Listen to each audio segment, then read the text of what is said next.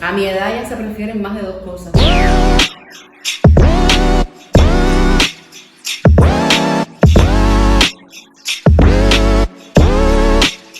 Estamos en un nuevo capítulo de La Primera y hoy tengo el placer de tener conmigo a una actriz de televisión, teatro, cine, de doblaje de voces y que ahora también es profesora, mi profesora de actuación. Gracias por acompañarnos, Mayolín Barquinero. Gracias. Este podcast siempre empieza con una pregunta. ¿Entraste a Lisa a la primera? A la primera, sí. No, a ver, hice las pruebas en Elisa con 19 años. Y no entré. Y esa misma semana las hice en Leni y entré en Leni. ¿Y entraste en Leni entonces a la primera? A la primera. Bueno, quiero empezar con que me cuentes cómo fueron tus inicios, cómo descubriste que te gustaba la actuación. Bueno, a ver, yo descubrí como casi todo el mundo cuando eres niña, ¿no?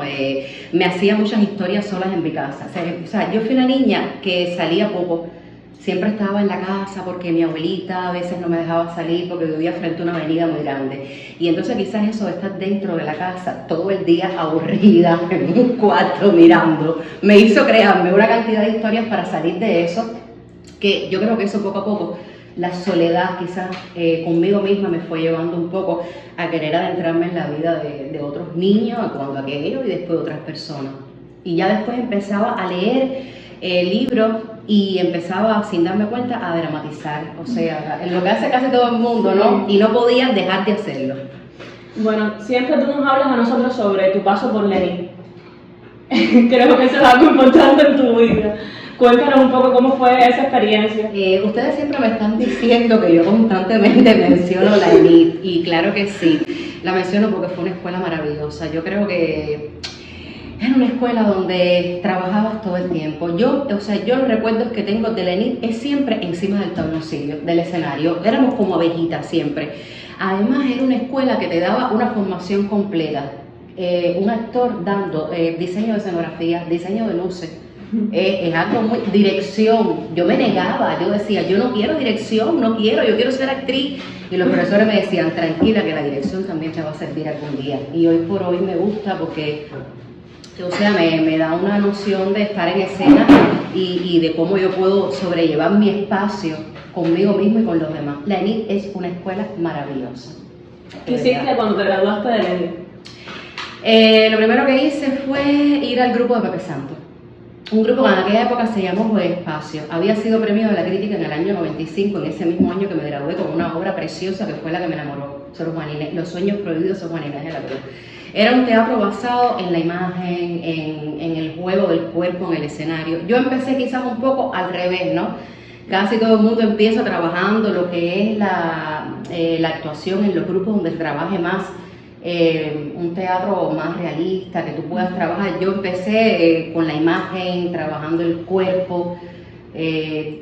Yo diría un poco así, bruscamente, dábamos tai chi, dábamos danza folclórica como Farri, dábamos danza moderna con Lourdes Tamayo otro día, dábamos acrobacia con Félix Padrón otro día y danza otro día con Fidel Pajares. O sea, eran todos los días entrenamientos. Yo era gordita en Leni y ahí fue donde bajé de peso. Más nunca engordé con Pepe Santo. Quiero hacerte una pregunta. Sí. ¿Qué diferencias crees que hay entre la ENIT y Elisa? La primera es fundamental, la que te dije. La ENIT es totalmente práctica. En Elisa me recuerdo mucho tiempo, no es que yo menosprecie las asignaturas teóricas, la formación intelectual en un actor pienso que es fundamental, pero te voy a decir como actriz, y hablamos desde el punto de vista de sensaciones, las actrices y los actores recordamos casi todo a nivel de sensación, y la sensación que tengo en Elisa es siempre sentada escribiendo. Y la sensación que tengo de la ENIT es en el escenario, con esto que daban en aquella época, un maillot. Me recuerdo con un maillot negro todo el tiempo, un par de zapatillas en el escenario trabajando. ¿Entiendes? Es la diferencia que tengo mayormente, y a la 1, 2 de la mañana, 3 de la mañana ensayando. ¿Entiendes? En el tabloncillo. Entonces yo pienso que ya eso es contundente. En el mundo profesional has estado en varios grupos de teatro, pero el Uber de Blas fue un grupo importante en tu carrera. ¿Cómo fue tu llegada y cómo fue tu experiencia durante todo tu paso por este grupo? Es el Uber, imagínate. El Uber es, en primera ya sacó un grupo Buen Espacio para entrar ya en una compañía. Es diferente, habían 7 directores artísticos, tenías que trabajar con los 7, con el que te tocara. Y a mí, por supuesto, digo, o sea, tenía una preferencia. Berta Martínez era algo fundamental. Tú trabajabas con los demás directores, maravilloso, pero cuando te llegaba, tengo muy buenos recuerdos de Orieta Medina. Orieta Medina trabajó en mí algo muy importante que era el exceso de energía. Yo en escena era muy... Y ella como que me enseñó, pero Berta te enseñaba como a volar en escena. Es esa directora que cuando te tocaba el ensayo con ella, el corazón te palpitaba y te entraba ese sustico aquí, y eso es fundamental para mí. Te daba esas notas que tú transgredes. O sea, hay directores que te dirigen correctamente y tú dices, sí, sabe lo que te está diciendo y tú vas a hacer, pero hay directores que te marcan cosas que te hacen transgredir y te violentan. Y eso tú lo traduces en el cuerpo. Y eso cuando ella me decía, ven acá un momentico, me vas a hacer esto ahora. Lo que ella me estaba pidiendo en mi cuerpo, yo sentía como que ya yo empezaba a sudar antes de hacerlo. Y uno se siente como un diablo que te va entrando así en el cuerpo y tú dices, ella me está pidiendo algo que me está haciendo ir más allá. Y eso es lo que yo sentía con Berta. O sea, es una directora que te enseña el diálogo, lo que es el diálogo en escena. Me enseñó a amar el silencio en escena, que sobre todo a la edad de ustedes, sí, y yo pasé por eso, están desesperados por hablar, sí, y no esperan a que el otro termine de hablar y ya quieren, y tú los ves. No, ella me enseñó la calma de esperar. Vamos a hacer una pausa en la conversación y vamos a ir a una de las secciones del podcast. Ay, mi madre. La sección es un ¿qué prefieres? Yo te doy 2 opciones y tienes que elegir una de las 2 cosas. Y si no quiero ninguna de las 2. Ah, bueno, tienes que elegir obligado. En 1 minuto, así que tienes que responder rápido. Ay, Dios mío, Sam. A mi edad ya se prefieren más de 2 cosas. Créeme que sí. Ya no eres tan radical en tu visión del mundo. Voy a ser disciplinada. Dale. Empezamos. ¿Ya está el tiempo? Ya. ¿Fresa o chocolate? Chocolate. ¿Frío o calor? El calor. ¿Amanecer o atardecer? Atardecer. ¿Sabina o Serrat? Serrat. ¿Reggaetón o salsa? Ninguna. ¿Dormir o hacer ejercicio? Dormir. ¿No saber nada o saberlo todo? No saber nada. ¿Rubio o trigueño? Trigueño. ¿Truta o bikini? Bikini. ¿Montaña o mar? Montaña. ¿Tragedia o comedia? Ay, comedia. ¿Playa o piscina? Piscina. ¿Libro o móvil? Las 2. ¿Fernando Pérez o Titón? Titón. ¿No poder besar o no poder abrazar nunca más? No poder besar o no poder abrazar nunca más. No puedo decirte, tengo que ser sincera. Adoro las 2. ¿Teatro o cine? No, las 2, adoro las 2. ¿Isabel Santos o Laura de la Voz? Isabel Santos. ¿Ambas Violeta o Al lado del camino? Esta la tiene que responder en determinado tiempo. Esta te la puedo responder. Ámbar Violeta. Ay. Bueno, aprovechemos este momento para traerte una sorpresa. Dios mío. Voy a ir tomando café. Oh. Oh. Me encanta. Me gusta estar al lado del camino, fumando el humo mientras todo pasa. Me gusta abrir los ojos y estar vivo. Bueno, Me encanta. traje esta canción, bueno, trajimos esta canción porque sabemos lo que significa para ti la música de Fito. Entonces me gustaría que hablaras un poco sobre la conexión que tienes con la música. Bueno, a ver, yo descubrí a Fito con 13 años, ¿sabes? Me escapé para el Carlos Mar, que había dado un concierto ahí, y lo primero que me atrapó, por supuesto, fue la energía, ¿sabes? Tú con 13 años, que es lo primero que te atrapa de algo, un creador, ¡pah!, lo que ves afuera.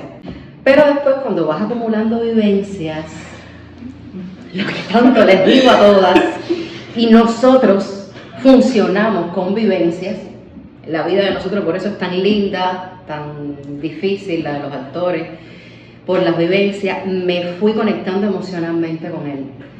Porque además de ver la vida como él la ve, de forma auténtica y totalmente desenfadada, lo que más me gusta de sus letras y de su música y de su vida es que la ve toda llena de contrastes. Sí. ¿Entiendes? Sí. Y esa es la vida también de nosotros. Sus letras para mí son como una película, que tú ves muchas secuencias y al final las secuencias son rápidas. Tú quieres ver imagen más linda que su canción Ámbar Violeta.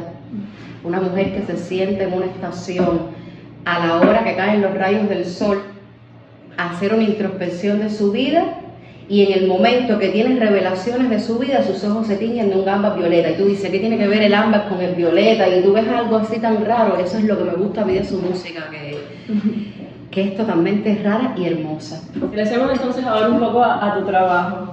Recuerdo, no sé, creo que es un personaje por el que muchas personas te recuerdan, el personaje Rita que hiciste en la novela Cuando el amor no alcanza. Que esta sí se portó como una amiga de verdad. Claro, ahora la mala soy yo porque no quería que sufrieras. Mentira, Nereida, preferiste quedar bien con tu amorcito. Es mucho lo que arrastra una buena cama, ¿eh? Un personaje muy difícil porque no tiene absolutamente nada que ver conmigo, lo que te estábamos hablando. Es un personaje que ve la vida desde un solo punto de vista. Me gustó porque era un personaje positivo, pero no era la buena. Veía la vida de una manera radical completamente para ser tan positivo, y eso me hizo trabajar un poco. Y es un personaje que va cambiando con el transcurso de los sucesos que le van pasando. Ella va cambiando y llega a ver la vida de otra manera.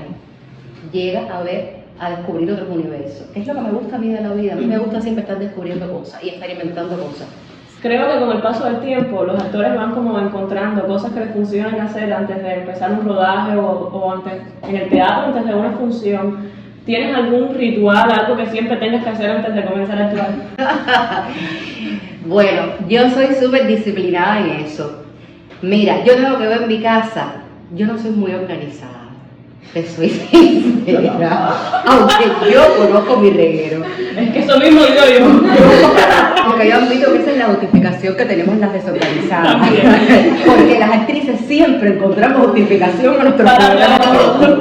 Entonces yo llevo a mi rodaje con la java, la tiro ahí, todo el mundo me dice, oye, tranquila que yo entiendo Pero sin embargo, los días antes de función es doble personalidad, es como que se me adentra otra personalidad, y los días antes de un rodaje, entonces voy al extremo. Tengo que verlo todo organizado, si no pienso que no me va a salir bien la función. Tengo que ver los zapatos todos, la ropa mía toda completa, si no, el día antes no me gusta hablar, porque tengo la superstición que se me va a ir la energía. Sobre eso te quería preguntar. Del personaje. Que siempre nos dices que prefieres como estar como en silencio, contigo misma. La gente llega al rodaje a veces, yo veo mucha gente que habla mucho o el día de la función. Yo no puedo hablar. Y mientras más calladita esté quietecita, siento que voy acumulando ahí una energía que cuando vaya a explotar, sé que me va a salir como yo quiero. Pero todo radica en el silencio. Tengo que escuchar siempre un tema musical, aunque sea una obra, cuento de una del siglo XVI, voy a escuchar algo de Fito. ¿Y escuchas a Fito? Siempre, sobre todo al lado del camino, que te da muchas lecciones sobre cómo actuar ante la mediocridad. O sea, esa canción es una lección de vida, yo te la recomiendo a ti y a todas, que son 7 minutos de lección de vida ante la mediocridad, de la vida, del escenario y el lastre que te deja el escenario como creador y como persona. Entonces yo escucho mucho esa canción. Eso me funciona. Y esas cosas sobre todo, y ya salir a escena antes de, en la pata me coloco, ¿sabes? Me concentro la energía y ubico siempre una persona en el escenario. Siempre, real o imaginaria. Yo conocemos una anécdota sobre cuando estabas grabando la serie de Los Tres Villalobos y el caballo. Quiero que la cuentes aquí. Ay, Dios mío. Mira, a mí esa aventura, yo te digo a ti que fue lo más grande. Yo no soy de tener mucha compenetración con el campo ni con los animales. Pero le diste montaña, ¿qué prefieres? Sí. Montaña. Esta niña es lo más grande. Esta niña tiene una... Sí, te elegí montaña, pero no tiene nada que ver con los animales, así que me da un poquito De miedo. Y entonces nunca se me va a olvidar la primera imagen cuando llegué a la finca, que es donde tú vas a hacer las escenas. Estaban todos los caballos, uno al lado del otro, esperando por los actores. Y llegas y nos dice Ginatti, el entrenador, bueno, bienvenidos aquí a la finca. Ahí están todos arriba. Mira, los actores estábamos así y nadie iba. Y Ginatti decía, cada uno está en la posición, este es el tuyo, este es el tuyo, este es el tuyo. Y todo, nadie avanzaba. El mío era el más grande. Yo no sé por qué.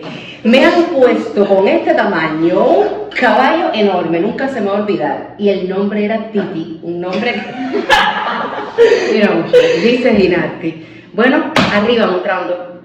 Y yo le decía, mira, para mí esto es muy fuerte, por favor, yo no puedo. Y yo veía las escenas que decía, Olga Lidia era mi personaje, galope, Olga Lidia, lo primero que yo iba para la acotación, galope, yo decía galope, me monté en el caballo. Dice Ginatti, tranquila que esta es la yegua más tranquila que tiene la finca, no te va a pasar nada, no había terminado la palabra nada, y aquel caballo se desbocó de una manera que yo nada más sentía el viento. Sí, al lado mío, las mataqueos eran los más grandes. Y yo sentí que él le dijo a otro actor, déjala.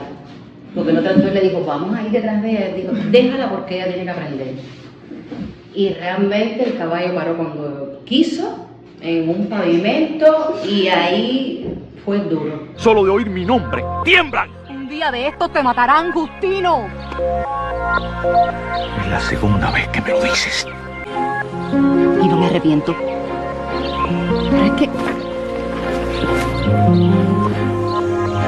Ahora quiero hablar sobre algo que me parece súper interesante, sobre el doblaje de voces. Ay. ¿Cómo has podido vivir esa experiencia? ¿Cuánto diferente tiene de todas las cosas que has hecho? El doblaje de voz es una especialidad de la actuación bastante difícil. Bastante difícil porque, a ver,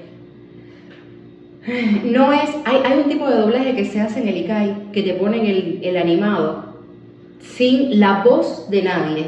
O sea, es el animado concebido que tú eres el que le vas a poner voz de primera. El que hago yo ya viene doblado por otra persona.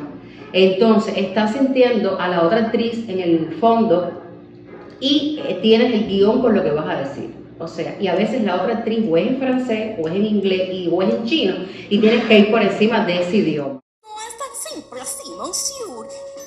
Este es Joyo y es experto en sabotaje. Pero a la vez sincronizando, el actor que haga doblaje no solo basta el talento, tiene además que tener ritmo interno. Si tú no tienes ritmo, aunque tengas el mayor talento del mundo y el mejor actor del mundo, no vas a pie con bola con el yo creo personaje. que el ritmo es algo que nos marca desde la primera clase. El ritmo.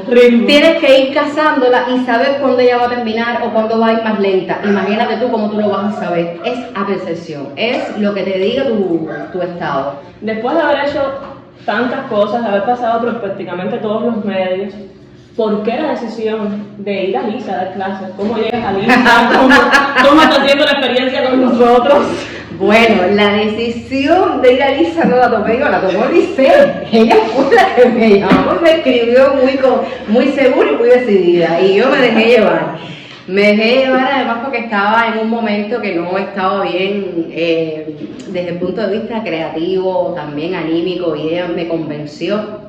Lice tiene, por favor, una, como profesora, todo el mundo la conoce, y un historial como profesora muy grande.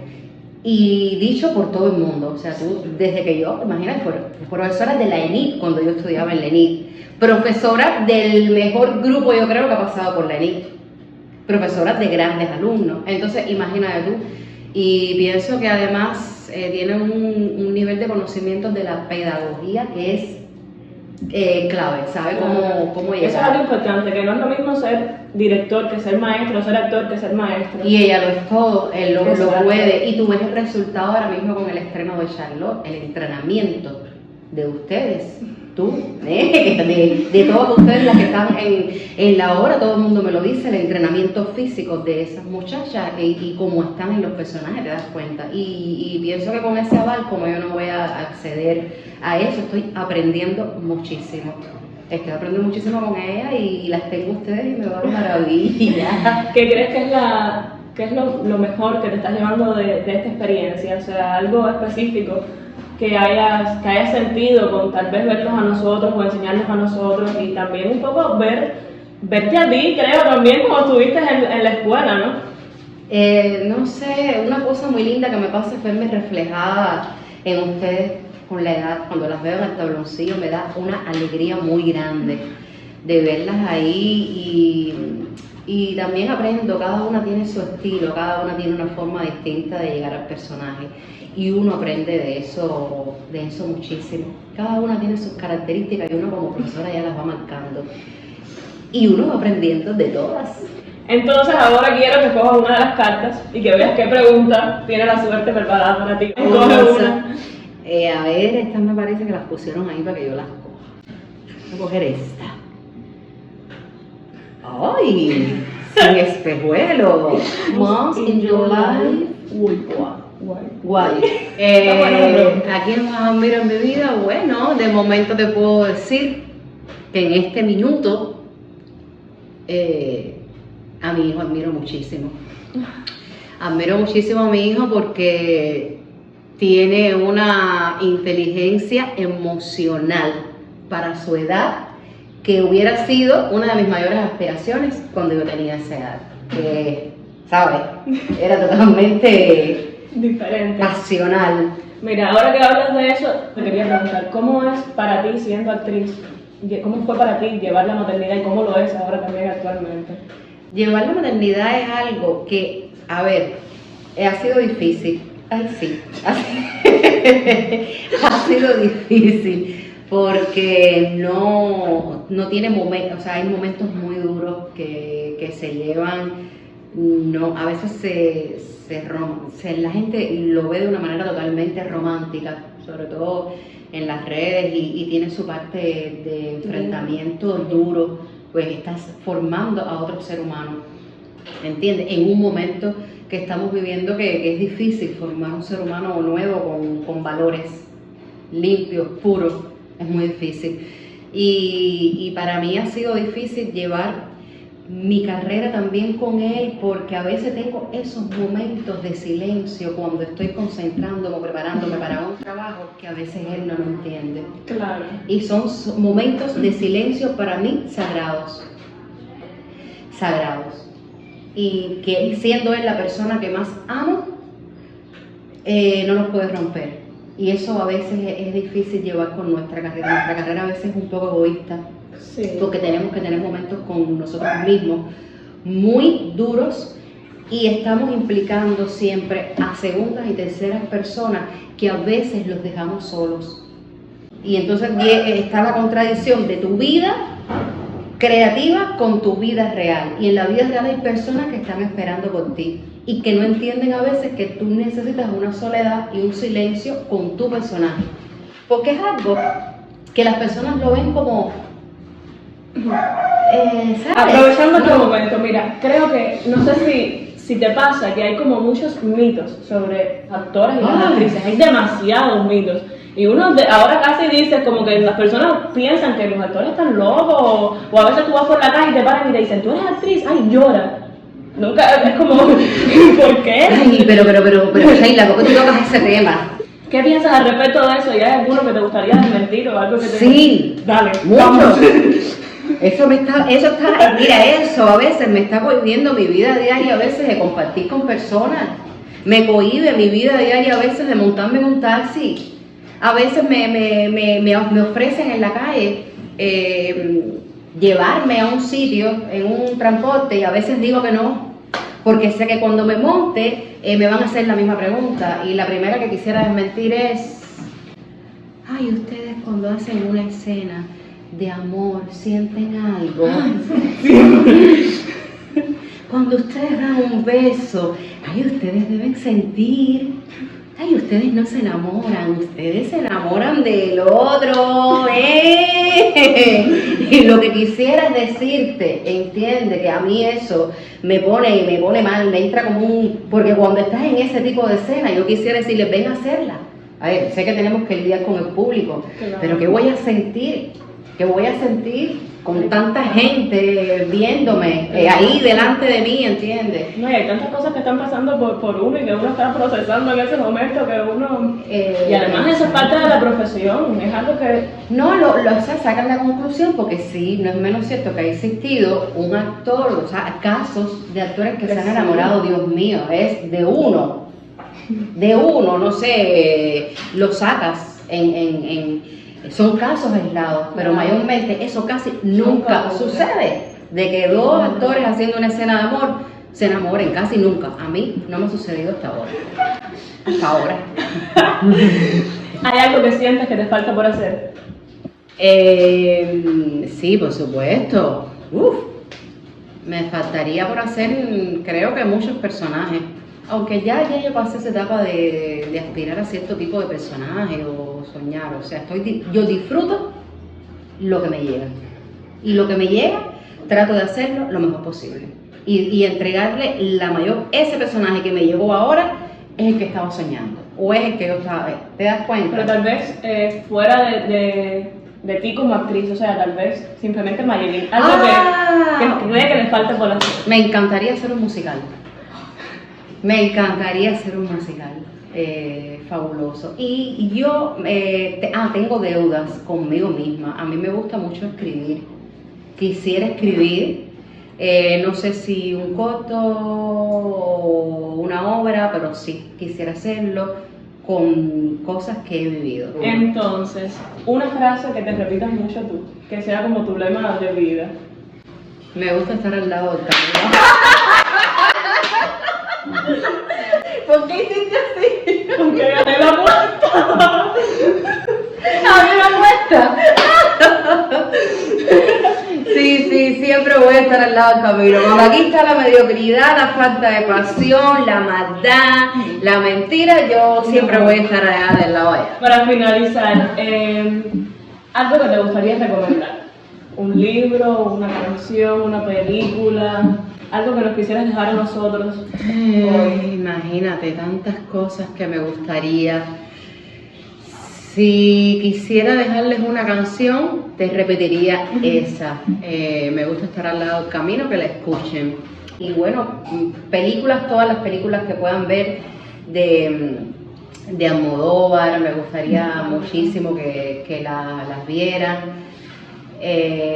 Películas de Tarantino a veces que te hace ver las cosas de manera diferente y con una dramaturgia totalmente diferente, y como creadores a veces un poco tenemos que ir de una manera no tan lógica en la vida, ¿sabes? Y acumular vivencias, sobre todo eso, acumular muchas vivencias. Yo lo que más te recomendaría a ti, a todos, es, con la edad de ustedes es muy difícil, ¿sabes? Tener todas las vivencias que ustedes necesitan, pero tienen ya que empezar a construírselas, lo mínimo que vean. Viste un árbol, ahí te sientas en el árbol a ver qué piensas. Viste la noche, voy a salir a la noche a ver qué hago, voy a cruzar este charco, este río, no sé, este mar, algo, porque sin vivencia no se puede. Pienso que es difícil llevar un personaje con brillo que se necesite. Bueno, profe, gracias por estar con nosotros hoy. Gracias por esta conversación, por todo lo que has dicho, por todo lo que nos has contado. Y espero que te hayas sentido bien. Los quiero mucho, los adoro a todas son bellas, maravillosas, este grupo es bello, este programa, éxito rotundo, te auguro. Y Alice también, por supuesto.